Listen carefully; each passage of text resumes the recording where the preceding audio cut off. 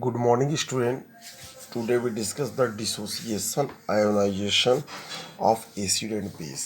पिछले टर्म पे हम लोगों ने पढ़ा था आयनिक इक्विलिब्रियम और आयनिक इक्विलिब्रियम के बाद पढ़ा था एसिड बेस एंड साल्ट, जिसमें एसिड के बारे में हम लोगों ने पढ़ा था डिफरेंट कॉन्सेप्ट, जैसे आर्हेनियस कॉन्सेप्ट के अकॉर्डिंग एसिड और बेस पढ़ा था।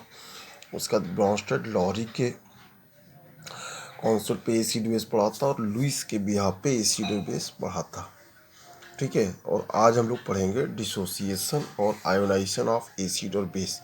कि हमारा एसिड और बेस कैसे डिसोसिएट करता है या आयोनाइज करता है। आयोनाइजेशन का मतलब अपने आयंस में ब्रेक करना। तो चलिए स्टार्ट करते हैं डिसोसिएशन और ionization of acid and base.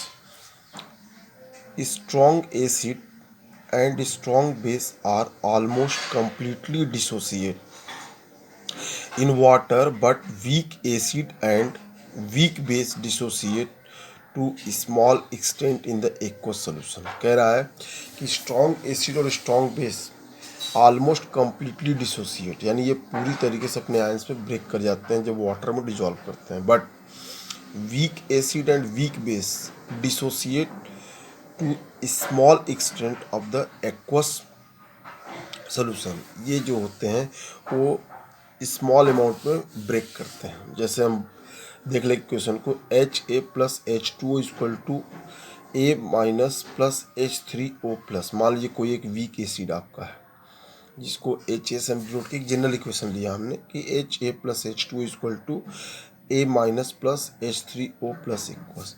अब इस पर हम क्या करेंगे कि लॉ ऑफ केमिकल इक्विलिब्रियम को अप्लाई करेंगे। तो law of chemical equilibrium is equal to क्या हो जाएगा, के, यानी concentration of A minus concentration of hydronium ion यानी H3O प्लस अपॉन Ha+H2O। ये हमारे पास क्या हुआ, ये इक्विलिब्रियम कांस्टेंट हुआ। अब इक्विलिब्रियम कांस्टेंट के की वैल्यू तो आ गई। अब यहाँ पे हम देखते हैं कि H2O is solvent and it's concentration remain almost constant. कि वाटर यहाँ पे क्या है, सॉल्वेंट है, तो इसका कंसंट्रेशन क्या होगा, कांस्टेंट होगा। तो KH2O इज इक्वल टू हम क्या लिख सकते हैं, Ka लिख सकते हैं। तो Ka इज इक्वल टू क्या हो जाएगा, हमारे पास हो जाएगा A minus H3O plus upon HA। ठीक है, ये हमारे पास हो जाएगा। अब इसके बाद देखिए Ka है क्या, Ka को बोलेंगे आयोनाइजेशन कांस्टेंट और dissociation constant of weak acid. ठीक है, ये वीक एसिड के लिए है क्योंकि वीक एसिड ही स्मॉल क्वांटिटी में ब्रेक करता है। बाकी जो कम्प्लीटली डिसोसिएट हो जाता है वो स्ट्रॉन्ग एसिड या स्ट्रॉन्ग बेस होता है। ठीक है, for weak acid chemical equation of के। अब मान लीजिए कोई वीक एसिड लिए, H ब्रेक किया, A minus H plus ion, तो K इक्वल टू क्या होगा, A माइनस और H plus ion upon HA। इसी तरीके से जैसे एसिड का हम निकाल सकते हैं डिसोसिएशन कांस्टेंट, इसी तरीके से हम बेस का भी निकाल सकते हैं। किसका निकाल सकते हैं, बेस का। तो similarly dissociation of a weak base in water may be represent as, तो BOH equal to B plus OH minus. अब इस इक्वेशन पे अगर हम अप्लाई करते हैं तो applying law of chemical equilibrium के, लॉ ऑफ केमिकल इक्विलिब्रियम को अप्लाई करेंगे तो KB इक्वल टू क्या हो जाएगा, B plus OH minus upon BOH, यानी KB इक्वल टू क्या होगा, B plus OH minus upon BOH। तो KB क्या है यहाँ पे, डिसोसिएशन कांस्टेंट या आयोनेशन कांस्टेंट ऑफ बेस। ठीक है, तो आगे देखते हैं। अब यहाँ पे देखिए KB equal to dissociation constant और ionization constant of the weak base. ठीक है, तो K और KB की वैल्यू हमको पता चल गई। अब देखिए ionization constant of water, ionization constant of water and its ionic product. अब हमको आयोनाइजेशन किसका देखना है, वाटर का, और इसका आयनिक प्रोडक्ट निकालना। तो H2O जब ब्रेक करता है तो H प्लस और OH माइनस आयन ब्रेक करता है। तो अब इस इक्वेशन के लिए हम क्या करेंगे, apply the law of chemical equilibrium. अब इस इक्वेशन के लिए इक्विलिब्रियम को हम अप्लाई करेंगे, लॉ ऑफ केमिकल इक्विलिब्रियम को। तो के इज इक्वल टू क्या हो जाए concentration of H plus ion और OH minus ion upon H2। इसको अगर हम मान लीजिए इक्वेशन नंबर 1 मान लेते हैं, क्या मानते हैं, इक्वेशन नंबर 1 मानते हैं, तो के इज इक्वल टू क्या होगा आयोनाइजेशन कांस्टेंट ऑफ वाटर, या इसी को बोल सकते हैं डिसोसिएशन कांस्टेंट ऑफ वाटर। अब देखिए water is pure liquid and it's concentration remain constant. अगर वाटर हमारा प्योर लिक्विड है उसका कंसंट्रेशन क्या होगा, कांस्टेंट होगा।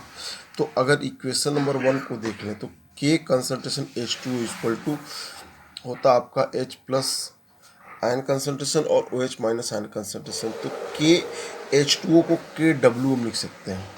तो KW इज इक्वल टू क्या हो जाएगा H प्लस आयन कंसंट्रेशन और into OH minus ion concentration.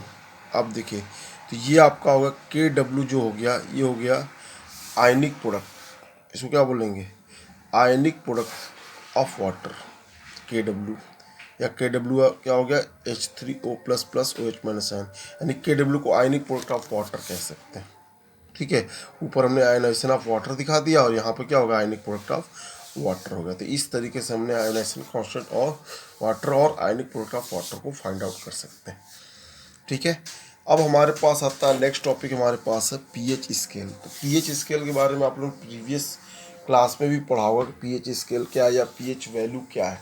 तो पीएच स्केल और पीएच वैल्यू के बारे में जो आपने पढ़ा था कि पीएच इक्वल टू होता है minus log base 10 H plus ion concentration.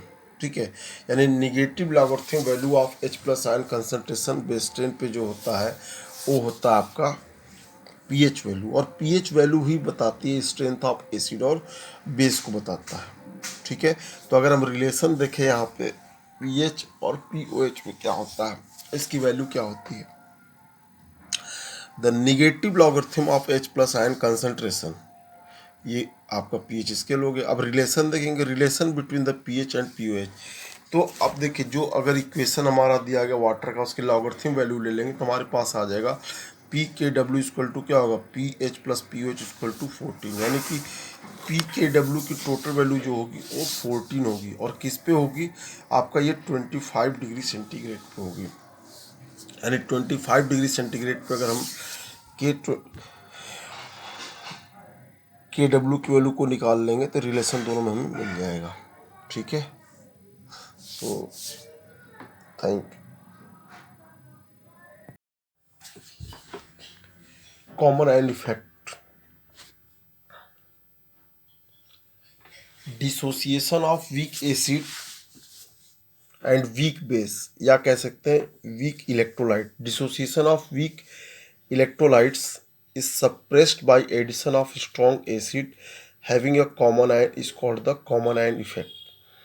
यानी कि अगर मान लीजिए हमारे पास कोई वीक एसिड या वीक बेस है जिसको हम वीक इलेक्ट्रोलाइट कहते हैं, इसके प्रेजेंस में अगर हम किसी भी स्ट्रॉन्ग इलेक्ट्रोलाइट को ऐड करते हैं जो कॉमन आयन इफेक्ट रखता है, कॉमन आयन रखता है, तो डिसोसिएशन ऑफ वीक एसिड और वीक बेस डिक्रीज कर जाएगा, सप्रेस कर जाएगा। इसी को बोलते हैं कॉमन आयन इफेक्ट। अब देखिए इसको फिर से देख सकते हैं, CH3COOH ये एस्टिक एसिड है, डिसोसिएट करके एसिटेट आयन देगा CH3COO माइनस और H प्लस।